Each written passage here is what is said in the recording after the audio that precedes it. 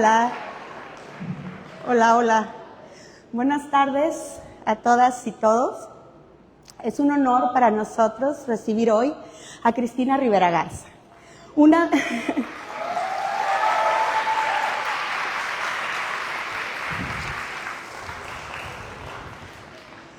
de las escritoras más importantes y singulares de la literatura mexicana contemporánea. Su trayectoria se ha construido a partir de una búsqueda constante por ampliar los límites de la escritura entre la ficción y el documento, entre la memoria personal y la historia colectiva, entre la literatura y otras formas de conocimiento como el archivo, la investigación y la crítica. Nacida en Matamoros, Tamaulipas, y con una vida marcada también por los desplazamientos entre México y Estados Unidos, Cristina ha desarrollado una obra profundamente atravesada por las experiencias de frontera, no solo entendida como un espacio geográfico, sino como un lugar simbólico donde conviven distintas lenguas, identidades, memorias y formas de mirar el mundo. Su escritura habla precisamente de esos territorios intermedios, los espacios donde una historia puede ser reconstruida desde sus fragmentos, donde una voz puede aparecer a partir de sus silencios y donde los documentos pueden revelar aquello que la historia oficial deja fuera. Desde sus primeras obras, Cristina Rivera Garza ha mostrado un interés por las vidas que permanecen en los márgenes de los grandes relatos. Su novela Nadie me verá llorar, publicada en 1999, se convirtió en una obra fundamental de la narrativa mexicana contemporánea al recuperar la historia de personajes atravesados por la exclusión, la enfermedad mental y las estructuras sociales de principios del siglo XX. A partir de entonces, su obra ha transitado por diversos géneros y registros: la novela, el cuento, la poesía, el ensayo, la escritura híbrida. En novelas como La cresta de Ilión y La muerte me da, Cristina ha explorado las posibilidades de una literatura que no busca ofrecer respuestas cerradas, sino abrir preguntas sobre la identidad, el cuerpo, la violencia, el lenguaje y la propia naturaleza de la escritura. Su trabajo se caracteriza por cuestionar las formas tradicionales de autoría y narración y por acercarse a la literatura como un acto de investigación, una práctica de escucha atenta hacia las voces, los rastros y los archivos que conforman nuestra memoria. Esta preocupación alcanza una dimensión especialmente profunda en El invencible verano de Liliana. Si algo ha hecho Cristina, ha sido también reflexionar sobre la ética de escribir sobre los otros, sobre la responsabilidad que implica trabajar con archivos ajenos, sobre las posibilidades de transformar el dolor privado en una experiencia compartida. En ese sentido, El invencible verano de Liliana no solamente es un libro sobre la memoria o sobre el duelo, es una exploración de cómo la literatura puede convertirse en una forma de acompañamiento, búsqueda y resistencia frente al olvido. Así, nos encontramos hoy convocados por la conferencia titulada Archivos de la respiración, documento, memoria y desahogo en el invencible verano de Liliana. Recibamos, pues, con muchísimo gusto, a Cristina Rivera Garza.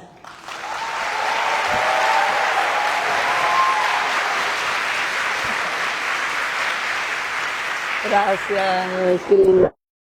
Gracias.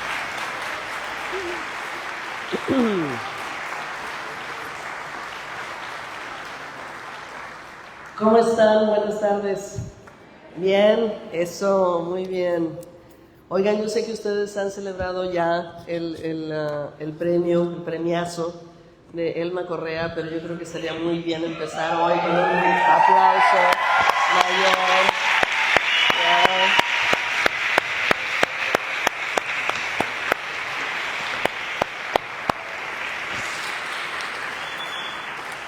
Excelente, ¿verdad? Cachanilla de pura cepa, gran escritora, gran gestora cultural, amiga. Me da de verdad un gustazo estar aquí, estar con todos ustedes. Gracias a la invitación, gracias a todas las instituciones que se confabularon para hacer posible esta visita.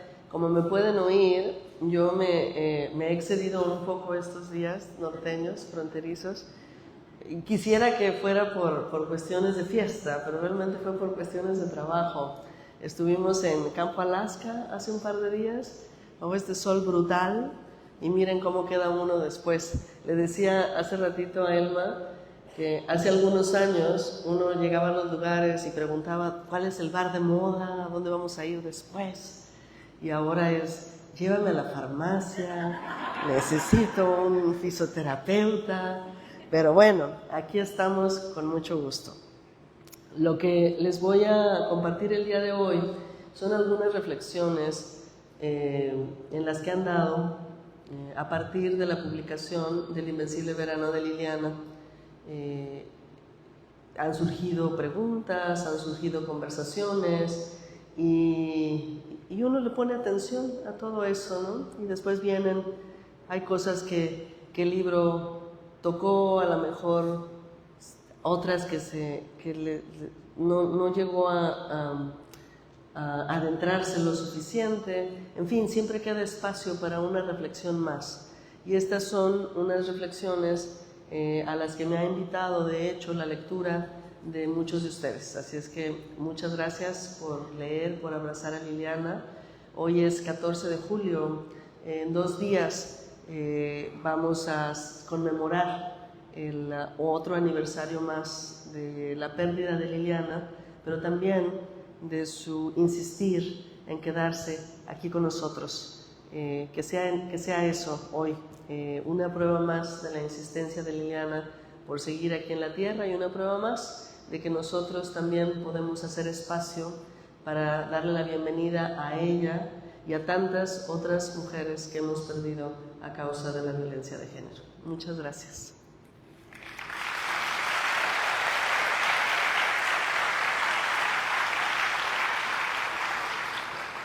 Y empezamos. Figuras de origami.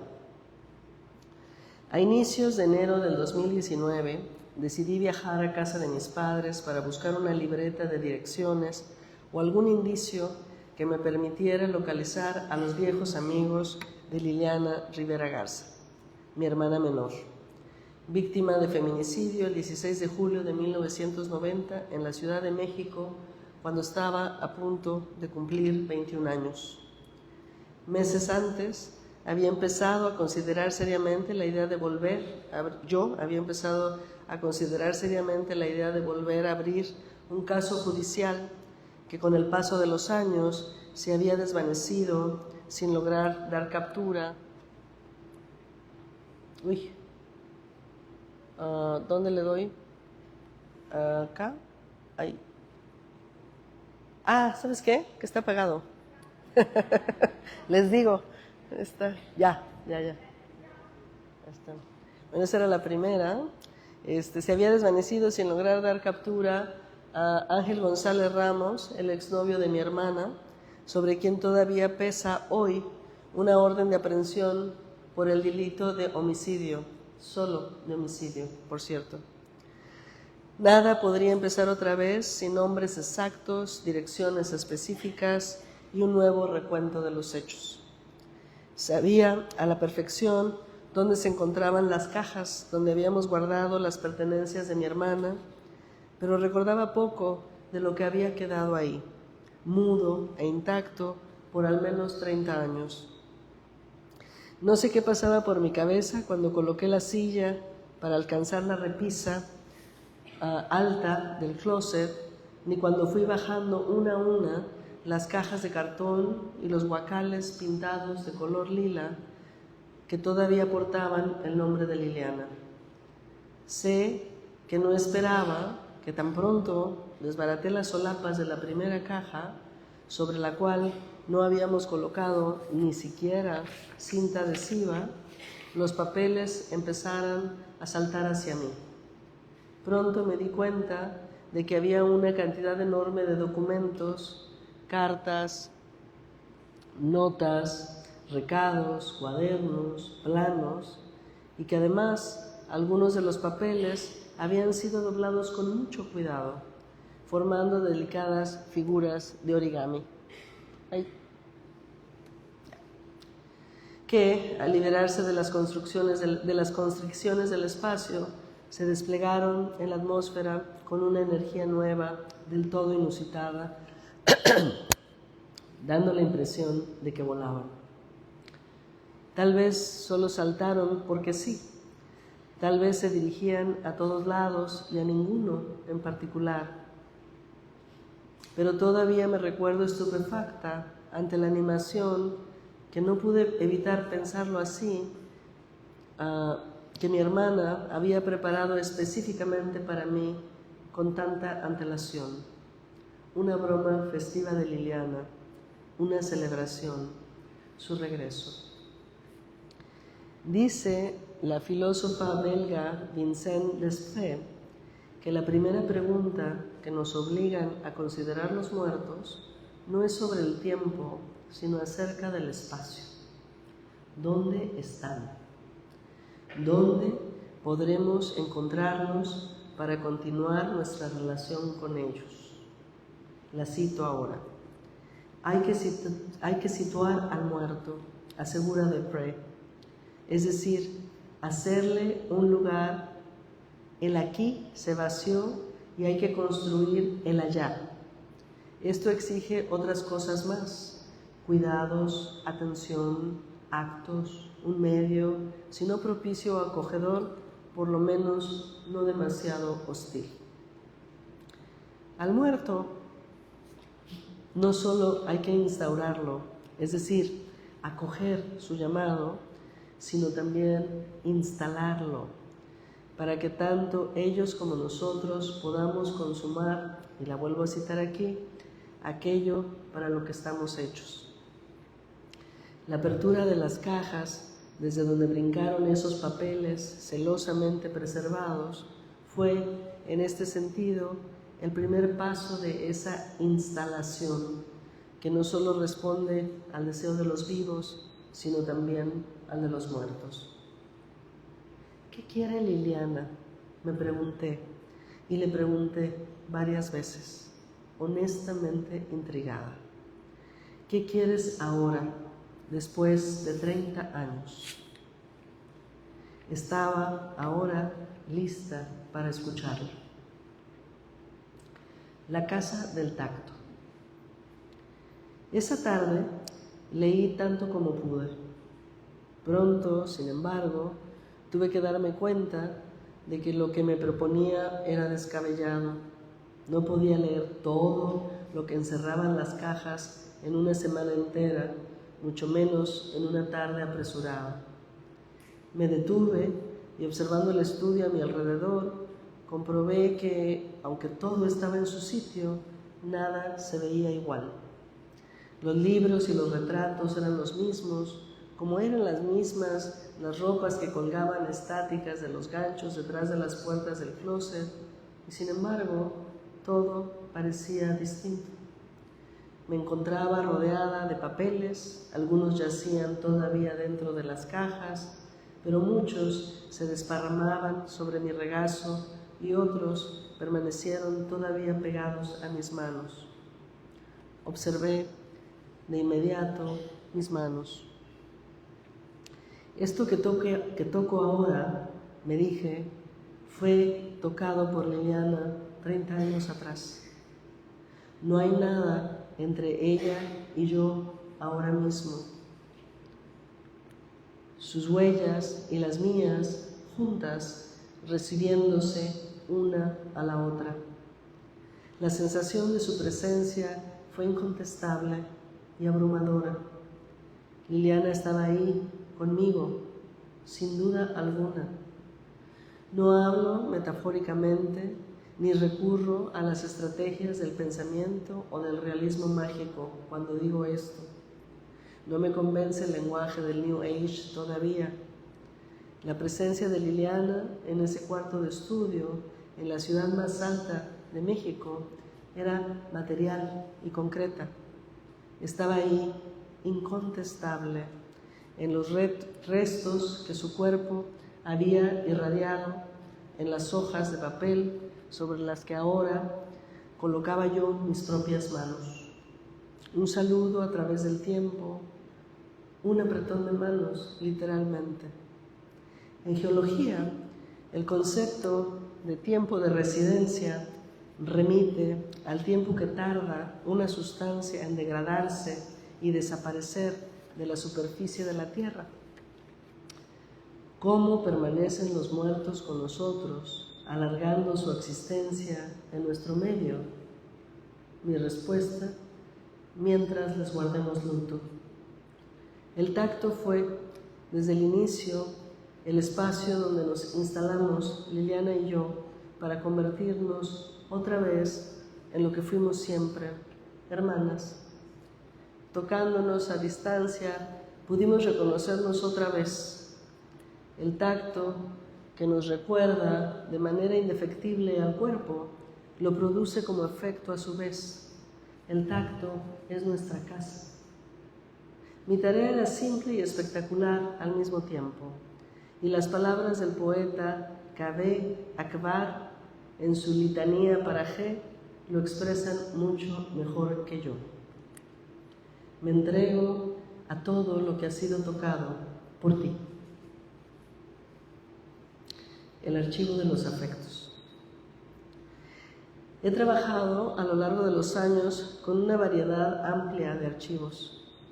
Para nadie me verá llorar, la novela que publiqué en 1999, consulté los documentos del archivo del Manicomio General La Castañeda, que por aquel entonces estaba en proceso de organización en el Archivo Histórico de la Secretaría de Salud de la Ciudad de México, todavía sobre la calle de Donceles, en el centro histórico. Gracias a la generosa y bien informada guía de los archivistas, pude localizar de manera más o menos inmediata los expedientes de los internos, todavía no se les llamaba pacientes en esa época, de inicios del siglo. Aunque todo archivo institucional carga con el mandato de la legitimación de las autoridades en turno, es del todo posible leer sus documentos a contrapelo, si se quiere decir así, al revés, resaltando las voces de los marginales, débiles, de los pobres, en lugar de repetir las declaraciones de los poderosos. Así, leí los expedientes médicos de inicios del siglo XX, 100 expedientes por cada una de las primeras décadas del nuevo siglo, buscando las palabras de los locos y sus familiares justo en el momento en que se entrelazaban con los conceptos esgrimidos por psiquiatras, policías y administradores en el interrogatorio oficial de uno de los hospitales más paradigmáticos del porfiriato. Así saltaron a la luz no solo las dramáticas historias de las vidas de los pacientes, casi todos habitantes muy pobres de la capital, aunque también llegaban pacientes de todo el país. Hubo un grupo, de hecho, de pacientes que llegó de Mexicali allá a inicios del siglo XX.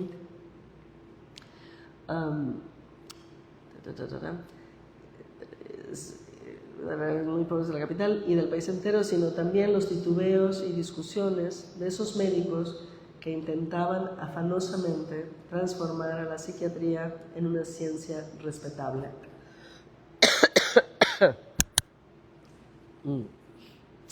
Para escribir Autobiografía del Algodón, algo de lo que ustedes saben bastante aquí en Mexicali, el libro en el que exploré la experiencia migrante de mis abuelos y su relación con el algodón, específicamente con el experimento social y agrícola que dirigió el ingeniero Eduardo Chávez en la frontera entre Texas y Tamaulipas durante los 30s, recurrí a los archivos estatales ubicados en Ciudad Victoria, Tamaulipas, donde quedaron muchos de los documentos relacionados con el régimen de Marte R. Gómez, el gobernador que apoyó esta iniciativa. También utilicé el ramo de telegramas del Archivo Histórico de Nuevo León, ubicado en el Parque La Fundidora de Monterrey, para documentar la intervención del escritor José Revueltas en una huelga agrícola de la región 1934. La investigación de archivos institucionales estuvo en este caso acompañada por viajes a través de la zona y entrevistas con antiguos pescadores de algodón, complementando así la información generada por las agencias del Estado con información científica y las versiones directas de los trabajadores del proyecto. He llamado Archivo de los Afectos a la colección de documentos personales que Liliana produjo y preservó a lo largo de sus días en la Tierra, porque a diferencia de los archivos institucionales, estos papeles no la retratan como un sujeto de Estado, ligada a las identidades y deberes o desobediencias civiles del caso, sino como integrante de una comunidad que afectó y fue afectada por ella. Como los archivos institucionales, este tiene un domicilio, hasta hace poco la casa familiar, y dentro de no mucho, aunque ya ahora ya está en los estantes de la Benson Collection en la Universidad de Texas en Austin. También tiene un índice que en este caso responde al principio organizativo de lo infraordinario, como lo definía el autor francés Georges Perec. Lejos de los grandes acontecimientos históricos que aparecen en los diarios, pero profundamente enraizados en el hacer cotidiano, la minucia y lo sobrante, incluso lo vulgar, que le da forma al mundo de los afectos. La cuestión de lo nimio, lo pequeño, las naderías de lo diario, además, no es cosa vana. Héctor Villalobos Ruminó, un teórico chileno, ha argumentado con convicción que en la época de la desaparición generalizada, que es la nuestra, es necesario lanzar, y aquí lo cito, la pregunta por los restos y los desperdicios que la misma producción de mercancías va generando en su despliegue, pues la historia natural de la destrucción no ha cesado en su infinita producción de muerte. Finalmente, a diferencia de los documentos que preservan los archivos institucionales, que suelen ser manipulados por empleados asalariados, ya sea en el servicio público o en las administraciones privadas, los papeles de Liliana llevan en sí, cargan consigo la marca material de su propio tacto, recordándonos la presencia transversal del cuerpo en el lenguaje.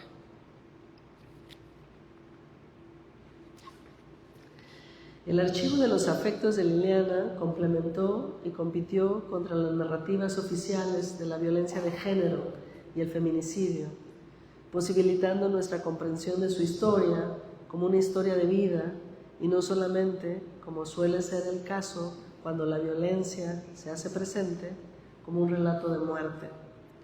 Estos papeles restauraron y reinstauraron la complejidad de su experiencia en la tierra, aproximándola a nuestros sentidos y poniéndola a nuestro alcance. Compuesto por materiales tocados por ambas, el archivo de Liliana preparó el escenario para un encuentro material con ella. Me llevó semanas enteras leer y luego transcribir todos y cada uno de los documentos de Liliana, puesto que no solo quería leer con los ojos, sino también con las manos. Quería, como con los ejercicios de transcripción de autoras admiradas o con otros documentos de archivo, que estos textos pasaran también por la materialidad de mi propio cuerpo, incluida mi respiración. Solo así pude estar segura de que percibía adecuadamente el lenguaje de Liliana con la atención que se merecía. Luego me di a la tarea de organizar los documentos de varias maneras, cronológicamente, con base en las tintas utilizadas, de acuerdo con el tipo de letra. Al final, repartidos en varios montículos sobre la mesa de trabajo y concatenados con las transcripciones de las entrevistas que conduje entre amigos y familiares, las notas del periódico y mis propias apreciaciones durante el proceso de investigación, me convencí de que ya podía formarme una idea más o menos sensata, que nunca acabada, de las relaciones de Liliana con el lenguaje, de fines del siglo XX en México, de las relaciones de Liliana con la violencia. No puedo respirar. En el capítulo 4 de este libro, que se llama In the Wake, on Blackness and Being, la pensadora africanoamericana Christina Sharp explora lo que denomina, y aquí la cito, el clima total del racismo que caracteriza la vida contemporánea en Estados Unidos. El racismo, sí, pero yo también añadiría aquí la misoginia también. Ambos no son construcciones culturales, sino operaciones materiales que conforman un medio ambiente letal para los cuerpos no normativos, especialmente los de los negros y los de las mujeres. No son pocos los repositorios a donde van a dar las evidencias de la calidad mortífera del capitalismo contemporáneo. De hecho, son bastantes los archivos institucionales donde se guarecen los muchos "no puedo respirar", que solo algunas veces logran articular a aquellos que están a punto de caer ante la violencia del Estado, a manos del cuerpo policíaco, o ante la violencia del patriarcado, a manos del feminicida. Sharp llama The Archives of Breathlessness a estos repositorios estatales, o lo que en español podríamos denominar como los archivos del ahogo, o de la asfixia, o del desaliento. El aire, después de todo, no nos toca a todos por igual, ni se reparte equitativamente. La atmósfera, como parte del territorio mismo, es una contestación continua. En los varios instrumentos que, tales como el violentómetro en México, permiten medir el grado creciente de peligrosidad de la violencia contra las mujeres, el estrangulamiento ocupa un papel primordial. En las definiciones legales, el estrangulamiento ocurre cuando de manera intencional una persona impide la respiración o la circulación de la sangre, usualmente aplicando presión en la garganta o en el cuello, o tapando la nariz y la boca.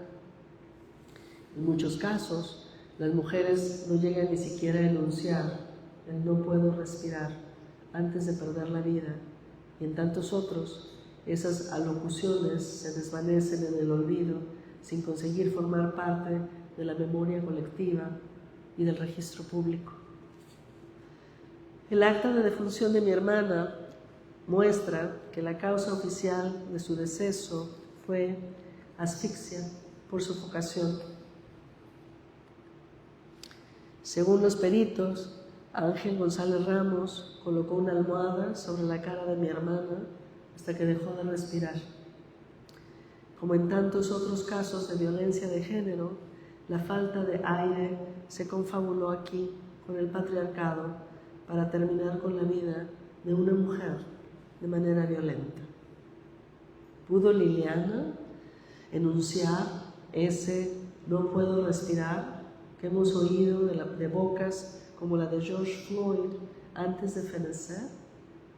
No lo sabemos. Pero en las cartas y las notas personales de su archivo, Liliana dejó registro de la creciente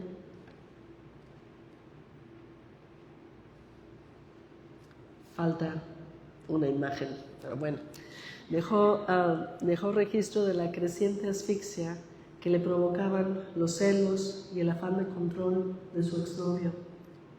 Sus visitas intempestivas y nunca anunciadas, sus amenazas de suicidio, esa falta de aire real y metafórica no solo era un tema en sus escritos, sino también una forma, como lo era también su defensa de la autonomía personal y su convicción de Liliana de que el amor no tenía que convertirse en una condena. El clima, después de todo, también es, y aquí vuelvo a citar a Christina Sharp, una condición atmosférica del tiempo y del lugar capaz de producir nuevas ecologías. Y por eso, para citar a Christina Sharp una vez más, vayamos hacia el aliento, recurramos a la respiración. El aparato respiratorio. Inhalamos, conducimos aire a los pulmones y ahí ocurre el intercambio gaseoso al que llamamos respiración. También exhalamos. Los signos de puntuación constituyen el sistema respiratorio de un texto. Son sus pulmones, por así decirlo. No por nada, la primera puntuación, y aquí estoy citando, era un grupo de signos que indicaban cómo leer, dónde y qué tan largas debían ser las pausas para facilitar la lectura en voz alta. Algunos expertos estaban encargados de dejar marcas en esos manuscritos. Estos textos, con esas indicaciones, pasaron a llamarse códices distinctis. Si bien las raíces de la puntuación nos remiten a la práctica oral, las universidades del mundo han utilizado tradicionalmente 3 sistemas diferentes para enseñar esta materia: el sistema de respiración y pausa, el sistema gramatical y el sistema de los efectos retóricos. Recurramos ahora al aliento. La puntuación reintroduce en la escritura información contenida en las pausas, gestos e inflexiones de la comunicación oral. Las comas, como lo argumentó famosamente Gertrude Stein, la escritora norteamericana experimentalista, las comas encarnan las pausas, recordándonos la lentitud de los carruajes del siglo XIX, mientras que los puntos y seguido, decía ella, y las frases cortas que constituyen, aceleran la lectura, y con esa lectura acelerada, nuestro pulso, al igual que los automóviles lo hicieron en el siglo XX. La puntuación, junto con la aliteración o la simple repetición, ofrece a los lectores amplio espacio para respirar, o por el contrario, los dejan jadeando por aire. Leer es respirar al unísono. Los papeles del archivo de los afectos de Liliana no solo ponen de manifiesto información sobre su vida, sino también, acaso sobre todo, nos acercan al sistema respiratorio único que ella construyó con las herramientas propias del oficio de escritor: pausas, comas, espacios en blanco, 2 puntos, puntos y coma, puntos suspensivos. ¿Podrían esos papeles ayudarme a traerla de regreso de la sofocante burocracia que la había borrado? ¿Podrían esos documentos conformar un archivo de la respiración capaz de restituir la memoria de mi hermana en el presente? Si el patriarcado había enmarcado la historia de Liliana dentro de la narrativa del crimen pasional, que implícitamente culpa a la víctima y exonera al depredador, ¿podrían esos papeles sacarla de ahí y dejarla respirar otra vez? Si el feminicida había logrado quitarle el aire, ¿podrían esos papeles llenar de aire sus pulmones y los nuestros? El término en español es insuflación. Del latín insuflare, que significa soplar hacia adentro, la insuflación es el acto de soplar algo, como gas, polvo o vapor, dentro de una cavidad corporal. ¿Serían las cartas y notas de Liliana el mecanismo necesario para insuflar el aire que le fue arrebatado? ¿Podrían esos documentos ayudarme a instalarla entre nosotras, haciéndole un lugar propio en una atmósfera compartida? Liliana no solo escribía cartas, sino que era además una escritora en ciernes. Y los hallazgos recientes de al menos 2 publicaciones en periódicos y revistas culturales de la época confirman ese hecho. Para los que han leído el libro, se acordarán que ahí yo digo que en esa época Liliana era la verdadera escritora de la familia. Ella escribía mucho más que yo. Yo estudiaba sociología y estaba en la ardua tarea de cambiar el mundo. No tenía tiempo para andar escribiendo cosas.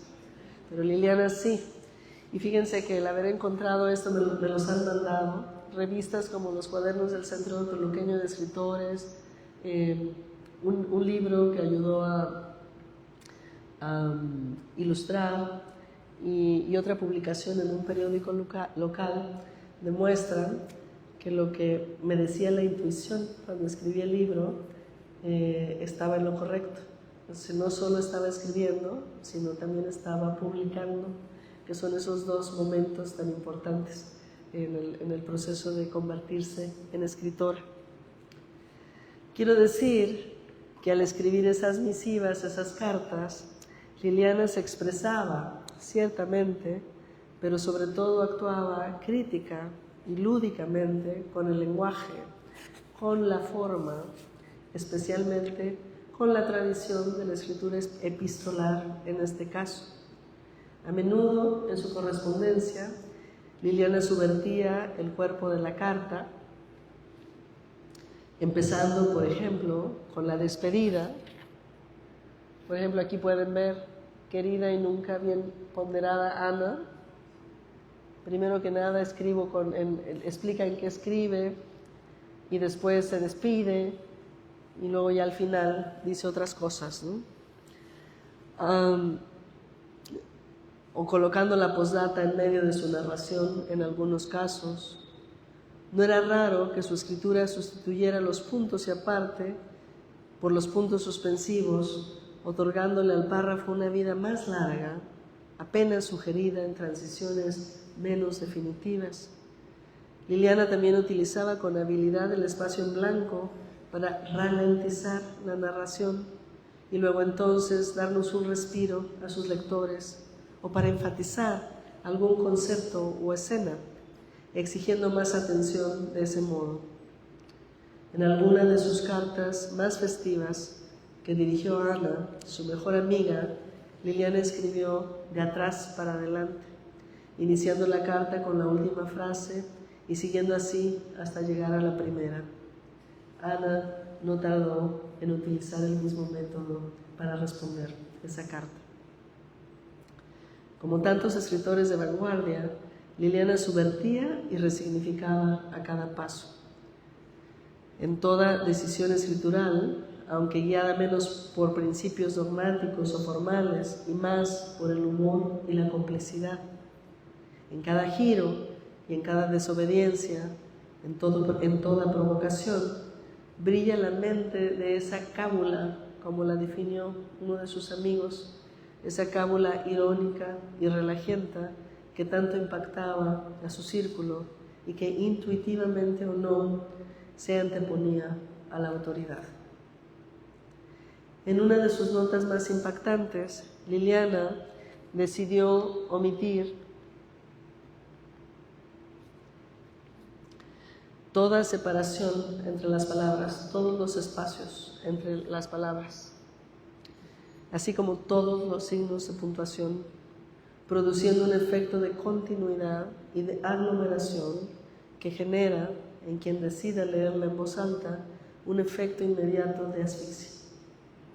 Los signos de puntuación y la finitud de las oraciones nos permiten detenernos y tomar aire, como lo estoy haciendo yo ahorita, añadiendo ritmo a la lectura.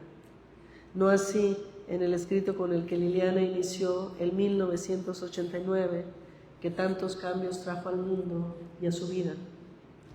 Es imposible, además, leer deprisa o distraídamente un texto así.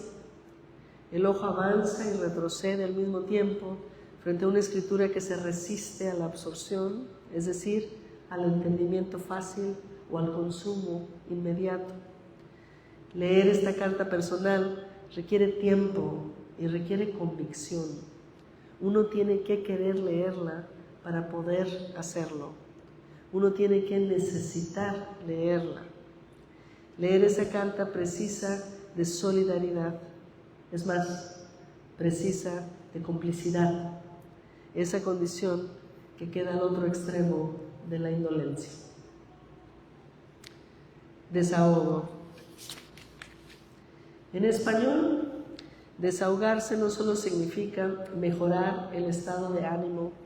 Ay, gracias, qué amable. Ay.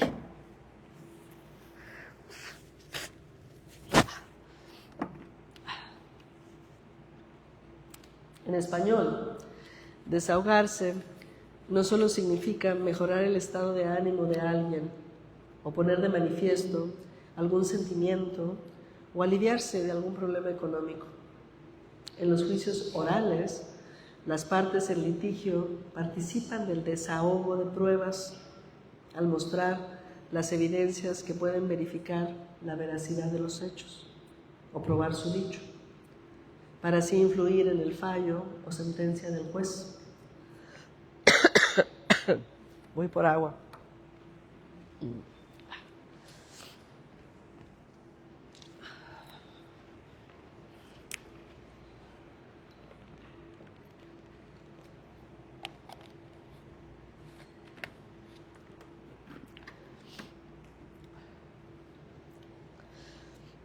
Pero cuando se refiere a una persona, desahogarse también quiere decir expresar un sentimiento o una queja, así como hacer una confidencia, refiriendo una pena o una fatiga. Desahogarse significa luego entonces poner una asfixia en el lenguaje. Si aceptamos que Pedro Páramo es la novela paradigmática del siglo XX mexicano, tendremos que reconocer que la narrativa mexicana moderna inicia con la falta de aire, o con lo que Juan Rulfo también llamaba el desaliento. De la mano de Juan Preciado, nos adentramos en Comala, un necropueblo donde él espera encontrar a su padre, pero donde en su lugar se topa con un montón de almas en pena.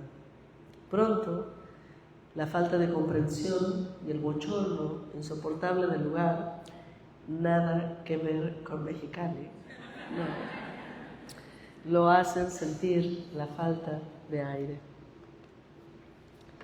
Salí a la calle para buscar el aire, dice Juan Preciado, pero el calor que me persiguió no se despegaba de mí.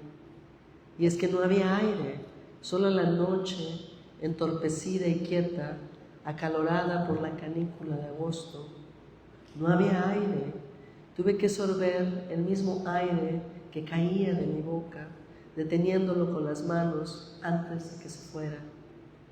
Lo sentía ir y venir, cada vez menos, hasta que se hizo tan delgado que se filtró entre mis dedos para siempre.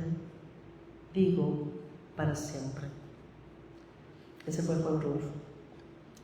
Juan Preciado, quien trató de reciclar su propio aire hasta el final, muere en estas páginas, en efecto, aunque no para siempre, puesto que sus lectores lo revivimos una y otra vez en cada lectura.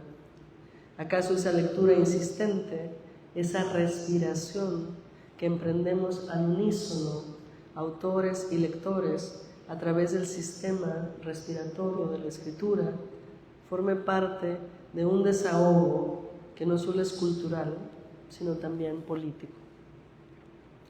Al poner la falta de aire en lenguaje, la desahogada pone también de manifiesto e implícitamente cuestiona las condiciones materiales de la asfixia y del desaliento. En casos de muertes violentas, no se puede volver a respirar sin justicia, tal como lo manifiesta la Ley General de Víctimas del 2013. Las víctimas tienen derecho a la reparación integral del daño, que incluye, y aquí cito a la ley, las medidas de restitución, rehabilitación, compensación, satisfacción y garantías de no repetición en sus dimensiones individual, colectiva, material, moral y simbólica. La justicia no solo es legal o punitiva, sino que también se cifra en la verdad y en el quehacer de la memoria colectiva. Y eso yo creo que es lo que hacemos cuando leemos, participar todos juntos de esa memoria colectiva. Desahogarse significa también recobrarse del calor y de la fatiga, recuperarse, restituirse, instaurarse e instalarse en un aquí que compartimos con otros, vivos y muertos. Hace no mucho, el poeta japonés-americano Brandon Shimoda, quien ha meditado y escrito mucho sobre la producción de ancestridad en relación a la experiencia de los japoneses americanos que fueron privados de su libertad en los campamentos de internamiento durante la Segunda Guerra Mundial. Publicó esto en Twitter hace no mucho. Decía, y aquí lo cito: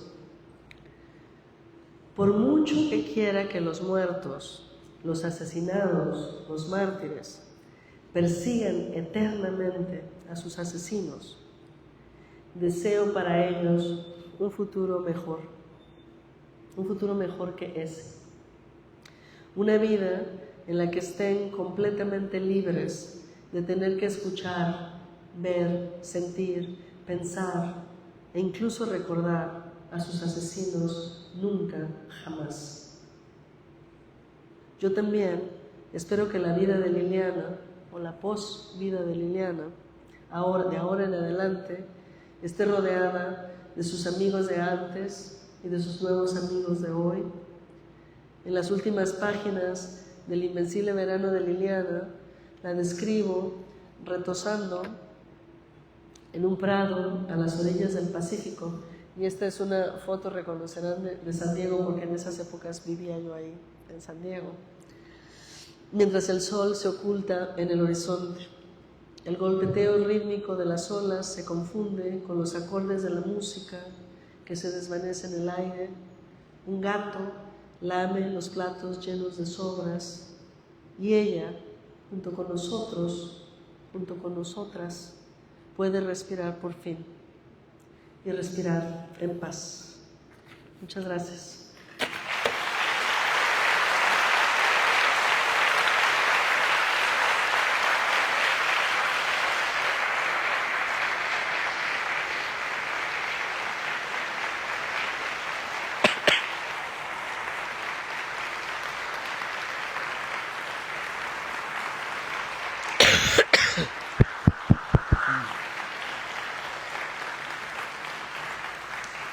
Gracias. Me quedo con sus aplausos cariñosos, me los llevo conmigo. Me dicen que en estas conferencias formales no vamos a hacer preguntas y respuestas, y eso está muy bien porque casi no puedo hablar. Y vamos a hacer una firma de libros, pero no muchos, porque pueden ver que ando en las últimas, ¿no? Y sí quiero sobrevivir para mañana. Mañana voy a hacer también una presentación, si todo sale bien, en el Secut de Tijuana. Vamos a presentar Terrestre, que es el libro que escribí después del Invencible Verano de Liliana. A lo mejor por ahí ya lo tienen, ojalá que les cause curiosidad. Pero me dirán dónde podemos hacer las firmas. Unas cuantas. Dígame. ¿Qué pasó? Ustedes se autoproponen. Ya. Oye, te dan para... Good, sí. Yo creo que te puedes sentar de este lado, déjame ver. Oigan, vamos a hacer esto con un montón de calma. ¿Cuánto, Cristina, cuánto es? Unos pocos libros, vamos a ponerle. ¿Una media hora? Ok, lo que alcance a firmar Cristina en media hora, la fila va a ser de este lado. Tranquilos, por favor, no se no tengo. Acá yo te doy siempre.